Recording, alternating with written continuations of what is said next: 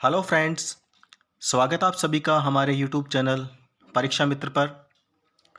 आज की हमारी क्लास में हम इंडियन पॉलिटी मतलब भारतीय राज्य व्यवस्था से संबंधित पिछले कुछ समय से चर्चित रहे इम्पोर्टेंट और स्पेशल टॉपिक्स पर डिस्कस करने वाले हैं। फ्रेंड्स, यदि आपने अभी तक हमारे चैनल को सब्सक्राइब नहीं किया है तो प्लीज़ इस चैनल को सब्सक्राइब कर लीजिए और जो नोटिफिकेशन है उसे इनेबल कर लीजिए। और इसके अलावा जो हमारी वीडियोज़ हैं उन्हें आप अपने जो फ्रेंड सर्कल है उन्हें शेयर करते रहिए, जिससे कि उनको भी ये जो जानकारियां हैं वो मिलती रहें, उनके लिए भी ये काफ़ी उपयोगी रहें। साथ में जो चैनल पर पब्लिश किए गए जो वीडियो हैं उनकी पीडीएफ डाउनलोड करने के लिए आप सिंपली हमारे टेलीग्राम चैनल पर जा सकते हैं, जिसका लिंक डिस्क्रिप्शन बॉक्स में दिया हुआ है। वहाँ आप क्लिक करके आप हमारे टेलीग्राम चैनल पर जा सकते हैं। तो आज की हमारी जो क्लास है उसमें हमने जिन टॉपिक्स को इंक्लूड किया है उनमें से हमारा सबसे पहला टॉपिक है सूचना का अधिकार अधिनियम, राइट टू इंफॉर्मेशन एक्ट, जिसे हम आरटीआई एक्ट के नाम से भी जानते हैं, आरटीआई एक्ट। सेकंड जो हमने इसमें टॉपिक चूज़ किया है वो है परिसीमन आयोग, डिलिमिटेशन कमीशन। डिलिमिटेशन कमीशन अर्थात जो परिसीमन आयोग, जिसमें जो राज्य के जो प्रांत हैं या जो राज्य स्तर पर या केंद्रीय स्तर पर जो चुनाव हैं उनके लिए किए जाने वाले परिसीमन के बारे में हम इसमें चर्चा करेंगे। तो हम चलते हैं हमारे पहले टॉपिक पर, जो है सूचना का अधिकार अधिनियम, राइट टू इंफॉर्मेशन एक्ट अर्थात आरटीआई एक्ट। सबसे पहले हम ये जान लेते हैं कि यह जो अधिनियम है वर्तमान में चर्चा में किस लिए है।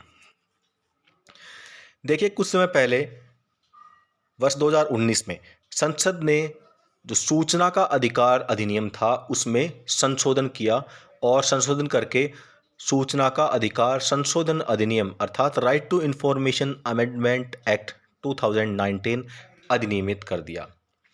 अब इस आरटीआई एक्ट के अंदर क्या क्या संशोधन किए गए, इनमें क्या क्या नए प्रावधान किए गए हैं, किन प्रावधानों में परिवर्तन किया गया है, उसके बारे में हम जान लेते हैं। तो सबसे पहला परिवर्तन इसमें है निश्चित कार्यकाल की समाप्ति। क्या किया गया है, देखिए, आरटीआई अधिनियम 2005 जो था उसमें जो मुख्य सूचना आयुक्त यानी चीफ इंफॉर्मेशन कमिश्नर, सीआईसी जिसे कहते हैं, और इसके अलावा इंफॉर्मेशन कमिश्नर्स जिन्हें आईसीज कहा जाता है, चाहे वो केंद्रीय स्तर पर हों चाहे राज्य स्तर पर हों, जितने भी मुख्य सूचना आयुक्त या जो सूचना आयुक्त होते थे उनका जो कार्यकाल था वो 5 वर्ष के लिए निर्धारित किया गया था। अर्थात अपनी नियुक्ति के बाद में ये मुख्य सूचना आयुक्त और अन्य सूचना आयुक्त 5 वर्ष तक अपने एक पद पर बने रहेंगे, कार्य करेंगे। लेकिन अब जो संशोधन किया गया है उसमें इस 5 वर्ष के कार्यकाल का जो प्रावधान है उसे हटा दिया गया है। अब इसकी जगह पर क्या किया गया है, और इसकी जगह पर देखिए क्या किया गया है कि जो केंद्र सरकार है उसको उसने ये जो अपना यह जो अधिकार है वो अपने पास रख लिया है कि वह केंद्रीय स्तर पर जो मुख्य सूचना आयुक्त या जो अन्य सूचना आयुक्त हैं उनके कार्यकाल की अवधि, और इसके अलावा राज्य स्तर पर जो मुख्य सूचना आयुक्त होते हैं और अन्य सूचना आयुक्त होते हैं उनके कार्यकाल की अवधि को वह स्वयं अधिसूचित करेगी। उनकी जो पदावधि है वह स्वयं निर्धारित करेगी केंद्र सरकार कि ये इस पद पर कितने वर्ष के लिए नियुक्ति की जानी है। तो सबसे पहला तो निश्चित कार्यकाल जो 5 वर्ष का था उसे समाप्त कर दिया गया है, और अब केंद्र सरकार ये बताएगी नियुक्ति के समय कि इस अमुक व्यक्ति को इस पद पर कितने समय तक कार्य करना है, उसका कार्यकाल क्या रहेगा, इस बात की अधिसूचना स्वयं केंद्र सरकार जारी करेगी। दूसरा जो इसमें संशोधन किया गया है वो वेतन के निर्धारण में संशोधन किया गया है। देखिए, आरटीआई अधिनियम 2005 के अंदर क्या प्रावधान था, उसमें यह प्रावधान था कि जो मुख्य सूचना आयुक्त और जो अन्य सूचना आयुक्त होते हैं उनके वेतन जो मुख्य चुनाव आयुक्त और चुनाव आयुक्तों को दिए जाने वाले जो वेतन है उसके समतुल्य होंगे। और इसी प्रकार से जो चीफ इंफॉर्मेशन कमीशन और जो इंफॉर्मेशन कमिश्नर्स होते हैं जो राज्य स्तर पर होते हैं उनका वेतन क्रमशः चुनाव आयुक्तों और राज्य सरकार के मुख्य सचिव को दिए जाने वाले वेतन के बराबर होगा। कहने का मतलब कि जो केंद्रीय स्तर पर अगर हम बात करते हैं तो मुख्य सूचना आयुक्त का जो वेतन है वह मुख्य चुनाव आयुक्त के वेतन के बराबर होगा, और जो अन्य सूचना आयुक्त हैं केंद्रीय स्तर पर उनका वेतन अन्य चुनाव आयुक्तों के वेतन के समान होगा। राज्य स्तर पर बात करते हैं तो राज्य स्तर पर जो मुख्य सूचना आयुक्त होते हैं उनका वेतन तो जो चुनाव आयुक्तों के वेतन के समान होगा, और जो जो राज्य स्तर पर जो अन्य सूचना आयुक्त होते हैं उनका वेतन राज्य सरकार के जो मुख्य सचिव हैं उनके वेतन के बराबर होगा। तो इस तरह से पहले ये प्रावधान था आरटीआई 2005 में। अब जो संशोधन किया गया है उसके अंदर क्या किया गया है कि जो केंद्र सरकार है उसको ये अधिकार दिए गए हैं संशोधन के माध्यम से कि जो केंद्र और राज्य दोनों स्तरों पर जो मुख्य सूचना आयुक्त और जो अन्य सूचना आयुक्त हैं उनके लिए सेवा शर्तों, इसके अलावा उनके वेतन भत्ते और अन्य नियमों को निर्धारित करने का अधिकार उसके पास केंद्र सरकार के पास चला गया है। यानी इनके जो वेतन भत्ते हैं उनका निर्धारण केंद्र सरकार के द्वारा ही किया जाएगा। जो मुख्य सूचना आयुक्त और जो सूचना आयुक्त हैं अन्य सूचना आयुक्त हैं जो चाहे केंद्र स्तर पर हो या राज्य स्तर पर, उनके वेतन में उनकी पिछली सेवा के तहत मिलने वाली पेंशन या किसी अन्य प्रकार के सेवानिवृत्ति लाभ के कारण होने वाली कटौतियों को का जो प्रावधान था उसका लोप कर दिया गया, यानी उन्हें हटा दिया गया है। अब हम चलते हैं सूचना के अधिकार अधिनियम 2005 पर, यानी राइट टू इंफॉर्मेशन एक्ट 2005 पर, कि इसकी थोड़ी सी जानकारी हम इसमें देखते हैं। देखिए, आरटीआई जो अधिनियम 2005 था उसमें क्या किया गया था, इसमें जो जितने भी सार्वजनिक अधिकारी हैं उनसे किसी भी नागरिक को सूचना प्राप्त करने का अधिकार था।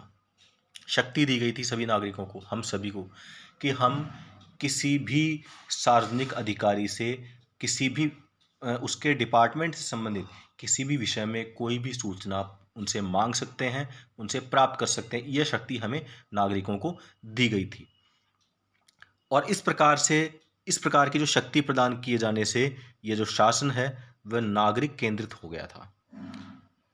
अब इसके अलावा जो जानकारी से वंचित नागरिक हैं जिनको किसी भी विभाग की या किसी भी जो मंत्रालय या विभाग की जो जानकारी है उसे कोई जानकारी ही नहीं है, तो ऐसे वंचित नागरिकों को शिकायत निवारण के लिए एक तंत्र प्रदान करता है, या अर्थात उनकी जो शिकायतें हैं उनका निवारण करने के लिए एक सिस्टम उनके सामने है जिसके माध्यम से अपनी शिकायतों को वो निवारण कर सकते हैं। तीसरी बात कि आप यदि किसी भी मामले को लेकर किसी भी बारे में किसी भी बिंदु पर डिपार्टमेंट से कोई सूचना मांगते हैं, प्राप्त करना चाहते हैं, तो आपको उसके अंदर यह नहीं बताना है, उसमें यह बताने की कोई आवश्यकता नहीं है कि आपको यह सूचना किस लिए चाहिए। यह इन्फॉर्मेशन जो आप मांग रहे हो वो उसके लिए क्या ऐसा कारण है कि आप ये सूचना चाहते हो, अर्थात कारण उल्लेख करने की आवश्यकता इसमें नहीं थी। इसके अलावा सार्वजनिक प्राधिकरणों को कुछ सूचनाएं अग्रिम रूप से प्रदान करने के लिए अधिदेशित किया गया था। इसका मतलब क्या है, देखिए, जो सार्वजनिक प्राधिकरण है वो अपने जो अधिकारियों के कार्य हो गए, अपनी संरचना होगी, प्राधिकरण की संरचना है, प्राधिकरण के अधिकारियों के कार्य हैं, उनकी शक्तियां हैं और कर्मचारियों की वित्तीय जानकारी, ये सभी सूचनाएं तो अग्रिम रूप से उन्हें प्रदान करनी ही थी। इसमें तो बिना मांगे सूचनाएं इन्हें उपलब्ध करवानी थी। तो ये 2005 के अधिनियम जो वर्तमान में भी यही से सभी अधिनियम लागू हैं, इसी प्रकार से हैं। संशोधन जो किए गए थे उनकी हमने बात कर ली कि निश्चित कार्यकाल की समाप्ति कर दी गई है और वेतन का निर्धारण कर दिया गया है। तो इस प्रकार से जो संशोधन किए गए, लेकिन ये जो अभी हमने पढ़े आरटीआई अधिनियम 2005 के जो नागरिक केंद्रित बनाता है, इसके अलावा शिकायत निवारण के लिए एक तंत्र मिलता है, सूचना प्राप्त करने के लिए किसी कारण का उल्लेख करने की आवश्यकता नहीं है, तो ये जो सभी चीज़ें हैं ये यथावत हैं, इनमें कोई परिवर्तन नहीं किया गया है। अब देखिए, इसके इम्पोर्टेंट सेक्शन हैं जिनके बारे में हम एक सरसरी तौर पर देख लेते हैं कि इसमें लगभग 30 सेक्शन और सब सेक्शन यानी धाराएं उपधाराएं हैं, जिसमें सेक्शन 3 है, 4 है, 6, 7, 8, 19(1), 19(3), सेक्शन 20, ये सभी जो धाराएं हैं जिनके माध्यम से जो आरटीआई है उसको हम समझ सकते हैं। जैसे सेक्शन 3 में बताया गया है कि सभी नागरिकों को, देश के सभी नागरिकों को आरटीआई एक्ट के तहत जो है यह सूचना का अधिकार प्रदान किया गया है। इसके अलावा जो जैसे सेकंड है section 4, proactive disclosure by authorities, यानी जो प्राधिकारी जो होते हैं उन्हें अग्रिम रूप से कुछ सूचनाएं देने के लिए अधिदेशित इसमें किया गया है सेक्शन 4 के माध्यम से। सेक्शन 6 में इसमें बताया गया है कि जो रिक्वेस्ट फॉर ऑब्टेनिंग इंफॉर्मेशन, सूचना प्राप्त करने के लिए आप अपनी प्रार्थना पत्र जो है वो दाखिल कर सकते हैं। सेक्शन 7 में इसमें बताया गया है कि किस तरह से आपकी प्रार्थना पर आपकी जो प्रार्थना है, आपने जो रिक्वेस्ट की है, आपने जो सूचना मांगी है, उस पर किस प्रकार से प्रतिक्रिया की जाएगी, किस प्रकार से कार्य किया जाएगा।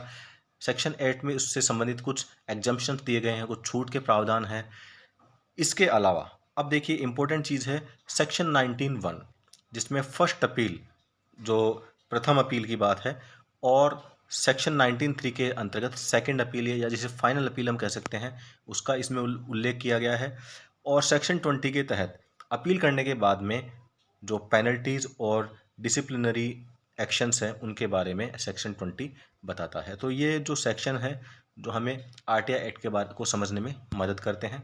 अब हम चलते हैं आगे आरटीआई अधिनियम की जो धारा 2H, जिसके अंतर्गत लोक प्राधिकारी से संविधान द्वारा या उसके अधीन, इसके अलावा संसद के द्वारा बनाई गई किसी अन्य विधि के द्वारा, राज्य विधानमंडल के द्वारा बनाई गई किसी अन्य विधि के द्वारा तथा किसी समुचित सरकार के द्वारा जारी की गई अन्य विधि के द्वारा स्थापित या गठित कोई प्राधिकारी या निकाय या स्वायत्त सरकारी संस्था अभिप्रेत है।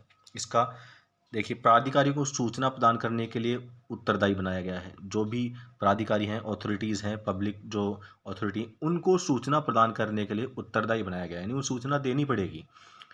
लोक प्राधिकरण जो भी हैं वो अपने प्रशासनिक इकाइयों के अंदर कुछ अधिकारियों को लोक सूचना अधिकारी के रूप में, यानी पब्लिक इंफॉर्मेशन ऑफिसर्स, जिन्हें पीआईओज भी कहा जाता है, इस रूप में नामित करते हैं। यानी जितने भी डिपार्टमेंट हैं उन डिपार्टमेंट्स के अंदर जो एक ऐसे अधिकारी को नामित किया जाएगा जो कि जो सूचनाएं देने के लिए जिसे नामित किया जाता है, जिसे लोक सूचना अधिकारी कहा जाता है। ये सभी प्रशासनिक इकाइयों, सभी डिपार्टमेंट्स के अंदर होगा। ये जो पब्लिक इंफॉर्मेशन ऑफिसर्स हैं, उनसे जब भी कोई सूचना मांगी जाए तो उन्हें उस सूचना को अधिकतम 30 दिन के भीतर प्रदान करना आवश्यक है। 30 दिन से ज़्यादा समय वो इसमें नहीं ले सकते हैं। अगर ऐसा करते हैं तो उनके विरुद्ध अपील की जा सकती है, शिकायत की जा सकती है उनकी। अब देखिए अपील तंत्र क्या है, जिसमें अगर मांगी गई सूचना निर्धारित समय अवधि के भीतर यानी 30 दिनों के अंदर प्रदान नहीं की जाती है तो जो आरटीआई आवेदक है, अर्थात जो सूचना मांगने वाला जो आम नागरिक है, सामान्य नागरिक है, वह उस पब्लिक इंफॉर्मेशन ऑफिसर के निर्णय के विरुद्ध अपील दायर कर सकता है, यानी उसकी शिकायत कर सकता है। अब शिकायत के बाद में देखिए क्या होगा। शिकायत के बाद में बात करते हैं प्रथम अपीलीय अधिकारी। प्रथम अपीलीय अधिकारी यानी फर्स्ट अपील अथॉरिटी, ये कौन होता है? देखिए, प्रथम जो अपील अधिकारी है वो प्रथम अपील लोक प्राधिकरण के भीतर ही की जाती है। लोक प्राधिकरण जो भी डिपार्टमेंट है उसी के अंदर ये अपील की जाएगी। और जो अपील किसके पास की जाएगी? जिस पीआईओ यानी पब्लिक इंफॉर्मेशन ऑफिसर को नियुक्त किया गया था, नामित किया गया था, उससे ठीक वरिष्ठ जो अधिकारी होंगे उनको, उनसे यह अपील की जाएगी, यानी उनसे बड़े जो अधिकारी हैं उनके पास अपील की जाएगी, यानी शिकायत की जाएगी कि जो चाही गई सूचना है वह अभी तक प्राप्त नहीं हुई है और समय अवधि समाप्त हो चुकी है, 30 दिन का समय निकल चुका है और अभी तक हमें जो वांछित जो सूचना है वो प्राप्त नहीं हुई है। इस बात की अपील आप उससे, उसके सीनियर ऑफिसर से कर सकते हैं। अगला है अंतिम अपीलीय प्राधिकारी। अंतिम मतलब फाइनल अपील अथॉरिटी। देखिए, जैसा कि हम बात करते हैं, जो केंद्रीय सूचना आयोग या जो राज्य सूचना आयोग हैं, ये वैधानिक निकाय हैं। इनमें जो मुख्य सूचना आयुक्त होते हैं और अधिकतम 10 सूचना आयुक्त, अन्य सूचना आयुक्त हो सकते हैं। और केंद्र के अंदर इनकी नियुक्ति राष्ट्रपति के द्वारा की जाती है और वहीं राज्य के अंदर हम बात करें तो राज्य में राज्यपाल के द्वारा इनकी नियुक्ति की जाती है। और ये जो मुख्य सूचना आयुक्त होते हैं, जो आयोग है, वह आयोग ही अंतिम अपीलीय प्राधिकारी के रूप में कार्य करता है। यानी अगर सूचनाओं का कहीं निवारण नहीं होता है तो आप फिर अंत में जो मुख्य सूचना आयुक्त यानी जो सूचना आयोग है उसके पास आप जा सकते हैं अपनी समस्या लेकर के। देखिए, हाल ही में कार्मिक लोक शिकायत विधि और न्याय संबंधी संसदीय स्थायी समिति जो है,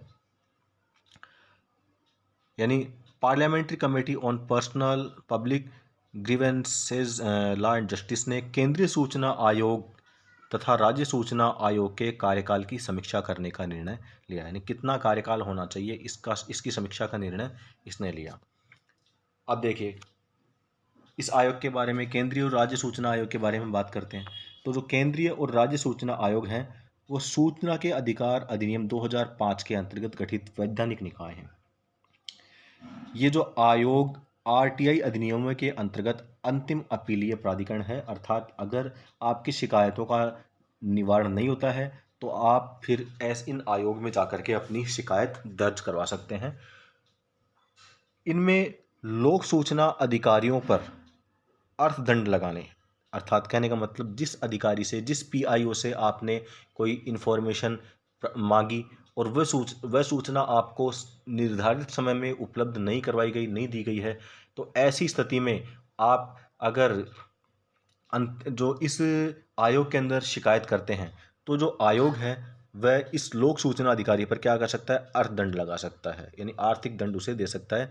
उनके विरुद्ध शिकायतों की जांच करने का कार्य भी करता है। इस प्रकार की व्यापक शक्तियां इस आयोग को दी गई हैं। शिकायतों की जांच के संबंध में आयोग को दीवानी न्यायालय के समान शक्तियां प्राप्त हैं, अर्थात एक प्रकार का न्यायालय जो है, कह सकते हैं हम, जो एक न्यायालय के समान शक्तियां जिसे प्राप्त हैं, जो अपने निर्णय बताता है, निर्णय देता है। तो देखिए, CIC यानी चीफ इंफॉर्मेशन कमिश्नर जो है, जो चीफ इंफॉर्मेशन कमीशन, इसको संसद अपनी प्रशासनिक शाखाओं जैसे कि केंद्र में कार्मिक और प्रशिक्षण मंत्रालय है, उसके माध्यम से अपना वार्षिक प्रतिवेदन प्रस्तुत करना जरूरी होता है, आवश्यक होता है। वहीं अगर हम बात करते हैं SIC की यानी स्टेट इंफॉर्मेशन कमीशन की, तो उसे राज्य विधानमंडल जो होता है उसके समक्ष अपनी प्रशासनिक शाखा जैसे कि राज्यों में सेवा विभाग होते हैं उनके माध्यम से अपना वार्षिक प्रतिवेदन प्रस्तुत करना आवश्यक होता है। तो ये प्रतिवेदन किस प्रकार से प्रस्तुत करेंगे ये हमने बात की। अब हम बात करते हैं केंद्रीय सूचना आयोग के बारे में। देखिए, सबसे पहली बात, इस आयोग में कौन कौन लोग होते हैं। इसमें सबसे पहली बात कि एक तो मुख्य सूचना आयुक्त होते हैं और इसके अलावा अधिकतम 10 अन्य सूचना आयुक्त इसके अंदर हो सकते हैं। 10 से अनाधिक का मतलब 10 से ज़्यादा नहीं हो सकते हैं, अधिकतम संख्या इनकी 10 हो सकती है। इन सभी की जो नियुक्ति है वो राष्ट्रपति के द्वारा की जाती है और राष्ट्रपति अपने एक समिति की अनुशंसा पर इनकी नियुक्ति करेगा और वह जो समिति होती है उसके अध्यक्ष कौन होते हैं, प्रधानमंत्री उस समिति के अध्यक्ष होते हैं और यह समिति अनुशंसा करती है कि इन व्यक्तियों को जो मुख्य सूचना आयुक्त या अन्य सूचना आयुक्त के रूप में नियुक्त करना है और फिर उनकी नियुक्ति राष्ट्रपति करते हैं। अब जो ये समिति होती है, समिति के अध्यक्ष तो प्रधानमंत्री होते हैं, साथ ही इसके अंदर शामिल होते हैं लोकसभा के विपक्ष के नेता, लीडर ऑफ अपोजिशन, और साथ में प्रधानमंत्री के द्वारा जो नामित केंद्रीय कैबिनेट मंत्री भी इसके सदस्य होते हैं। इस प्रकार से समिति के अंदर ये जो सदस्य मिलते हैं और फिर ये अनुशंसा करते हैं किसी व्यक्ति के लिए।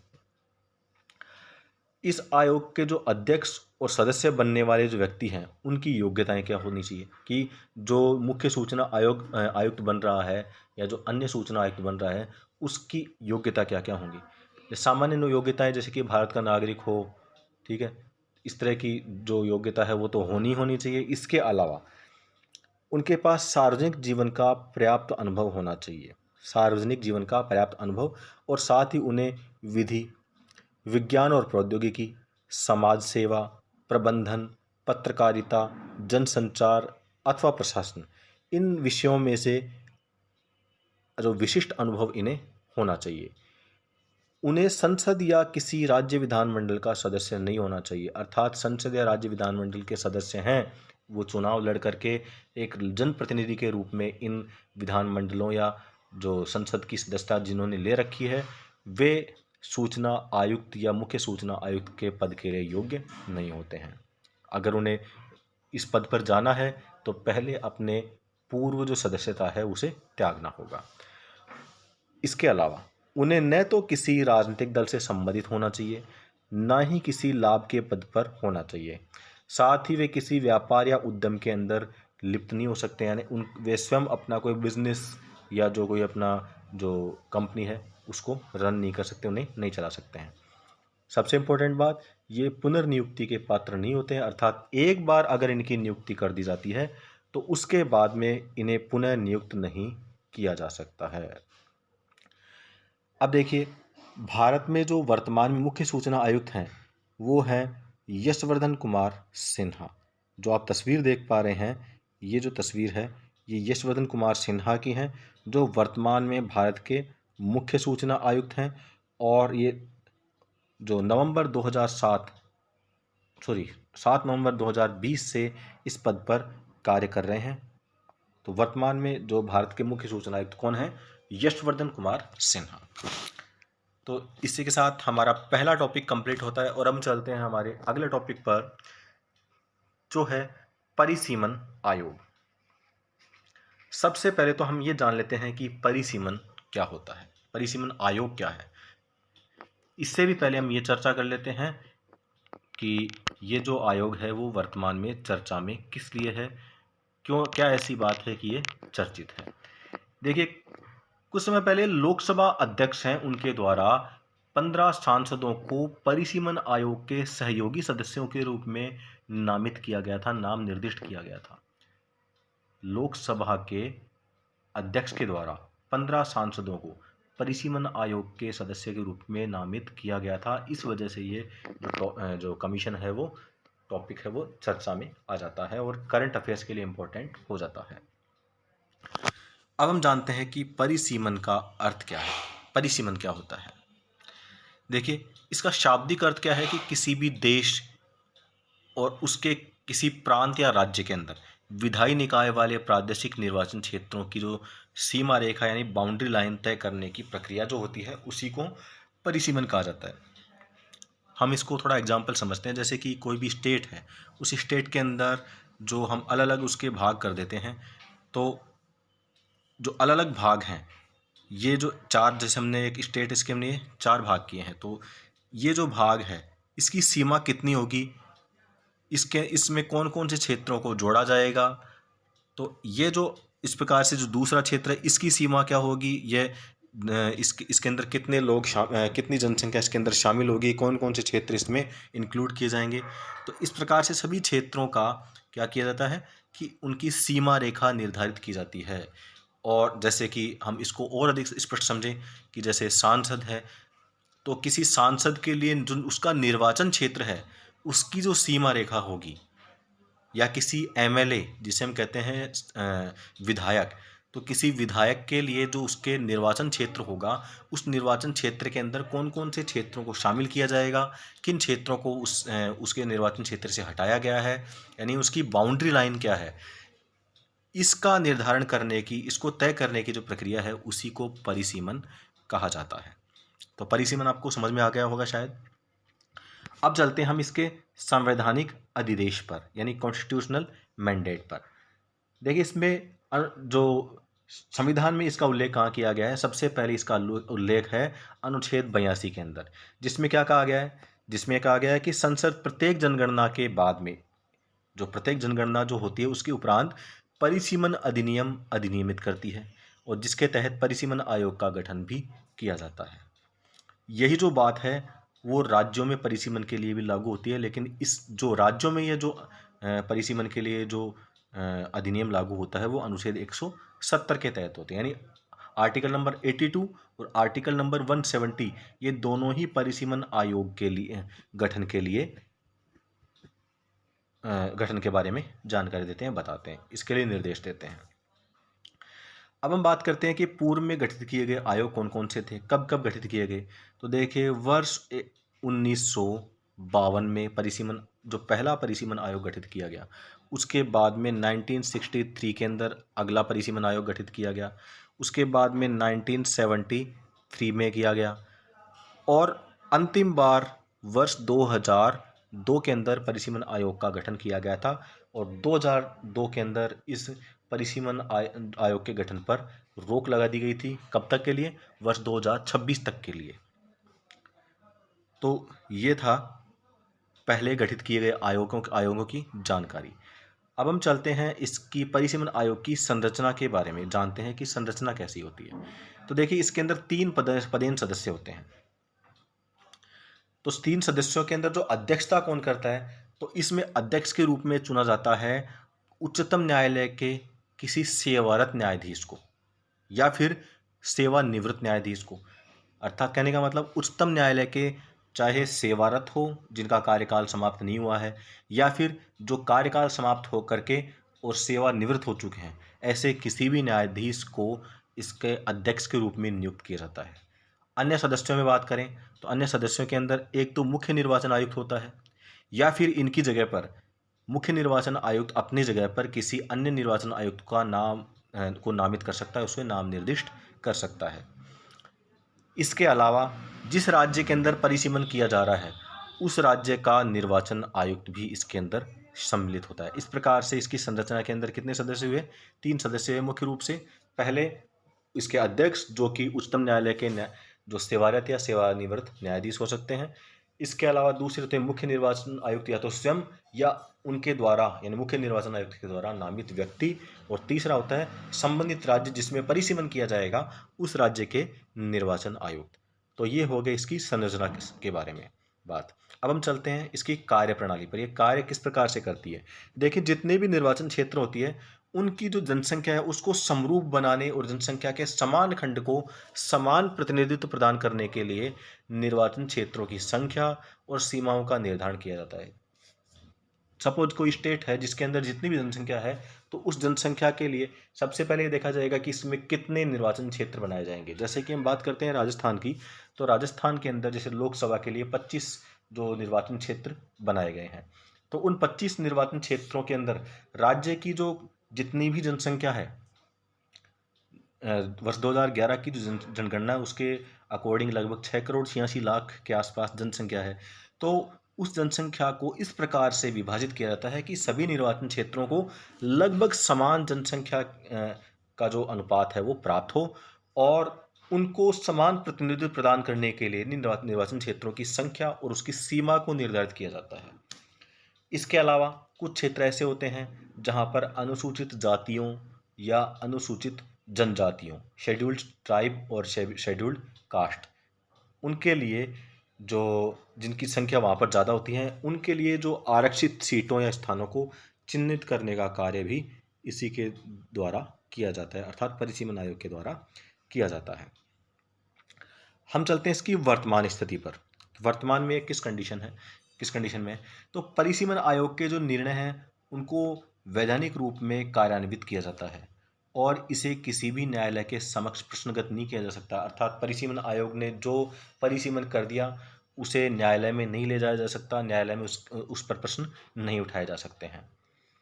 दूसरी बात हम बात करते हैं, देखिए वर्ष 1981 और 1991 की जनगणना के बाद में परिसीमन आयोग का गठन नहीं हुआ था। जैसा कि इसमें बताया गया कि जो प्रत्येक जनगणना के बाद में परिसीमन आयोग का के लिए संसद अधिनियम बनाती है, अधिनियमित करती है और आयोग का गठन करती है, हमने ये पढ़ा। लेकिन जो प्रत्येक 10 वर्ष के अंदर जो जनगणना होती है, तो वर्ष 1981 में जो जनगणना की गई थी उसके बाद में परिसीमन आयोग का गठन नहीं किया गया, और ऐसे ही 1991 में भी जनगणना के बाद में परिसीमन आयोग का गठन नहीं किया गया था। ये 2 दशक ऐसे निकले जिनमें जो परिसीमन आयोग है उसका गठन नहीं किया गया, और उसके बाद में अगला दशक वर्ष 2011 भी निकल चुका है। जिस 2011 की जो जनगणना है उसके बाद में परिसीमन आयोग का गठन नहीं किया गया था क्योंकि इस पर रोक लगा दी गई थी। जो हम बात करते हैं कि वर्ष 2002 के अंदर 2001 की जनगणना के बाद में वर्ष 2002 में जो 84वां संविधान संशोधन किया गया, इसके माध्यम से वर्ष 2026 तक के लिए लोकसभा और राज्य विधानसभाओं के परिसीमन की प्रक्रियाओं को रोक दिया गया। अर्थात परिसीमन आयोग का गठन इसी वजह से वर्ष 2011 के अंदर नहीं किया गया था और वर्ष 2021 में भी नहीं किया जा रहा है। वर्ष 2026 के बाद में इस आयोग का गठन किया जा सकता है।